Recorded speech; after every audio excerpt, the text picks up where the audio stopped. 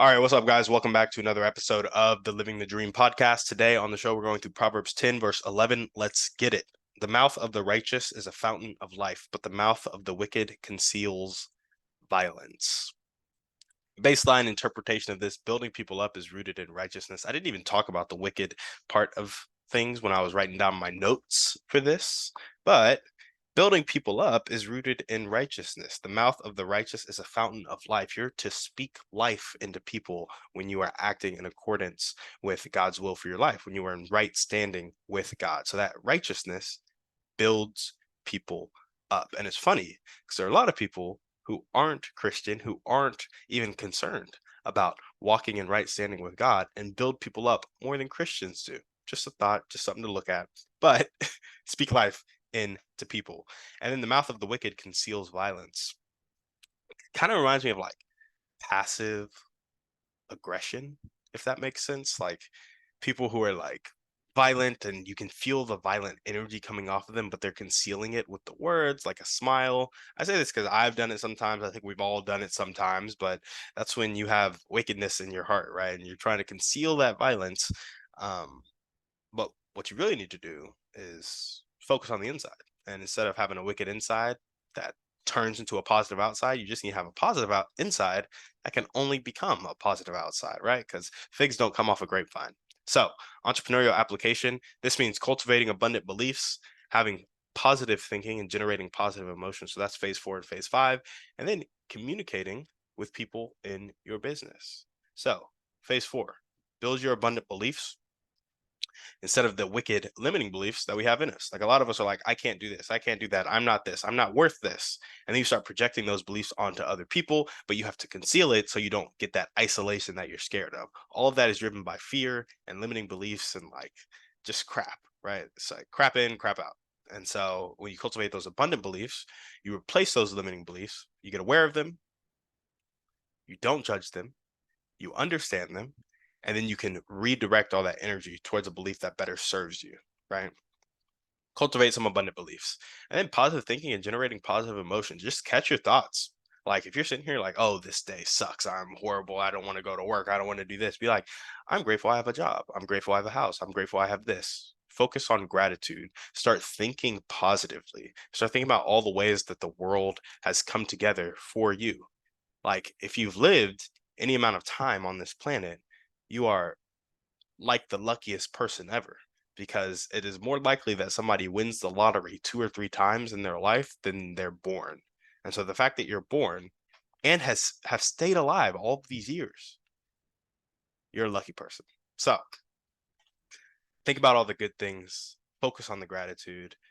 These are the entrepreneurial applications because it sets the foundation for communicating with people in your business. When you've taken the time to sit there and understand yourself, be aware of the limiting beliefs in yourself, and redirect that energy, you can then help people through that same process. And so when you have an employee that you're trying to, I don't know, work with or promote or get to the next stage in your business or help them take on more responsibility and the limiting beliefs hit, you can sit there and you can be in that moment with them because you were in it yourself, right? And so I really like talking to people about limiting beliefs that I have struggled with. So where it has shown up in my life, encouraging myself through failure, right? Becoming aware of the limiting beliefs I had around money, why I couldn't sell people, why I felt bad for me to sell people, and then getting those limiting beliefs around money aware, become getting to the point where I'm aware of them, not judging them, and then redirecting that energy of like money is a good thing. It's a tool that can be used to serve people.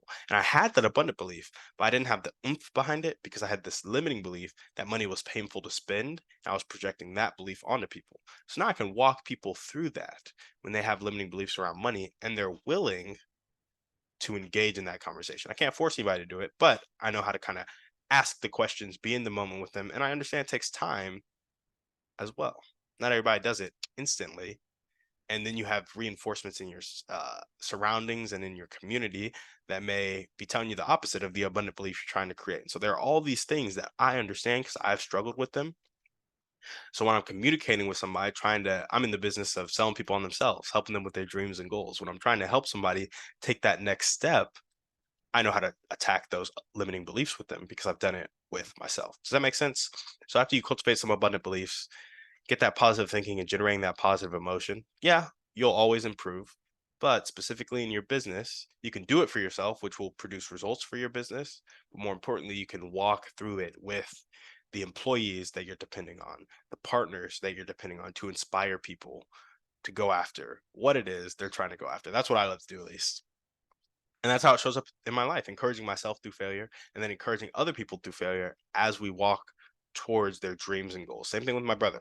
He's a day trader. When he's trading and he messes up, we can talk about the mindset behind it. We can talk about the expanding our time horizon and how that takes pressure off of us and how getting our mind right so we can execute the next day. Right. And so going through those limiting beliefs, going through those like that negative self-talk and just realizing, hey, that's not true. This is what is true. This is what we're going to believe. And that's what's going to help us move forward. So where do I want this to show up in my life? Experiencing failure together and pushing through together. I think this is something we all need. A lot of us fail alone and there's nobody in it with us. Nobody cares if we fail.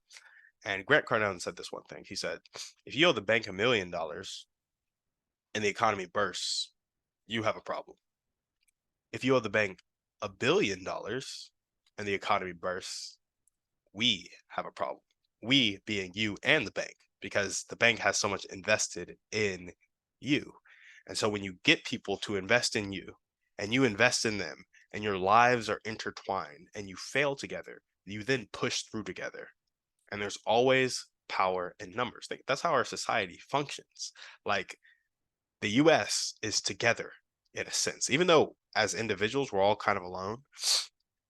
The majority of us are paying taxes, and the majority of us follow the laws. And because the majority of us have decided to do that, when things fail, we take responsibility together, we correct the system together, and it's a system that is beneficial to all of us. Similarly, in your own personal financial situation, if you can invest in people and you can get people to invest in you, you guys will fail together, push through together, and succeed together. And that's where I wanted to show up in my life.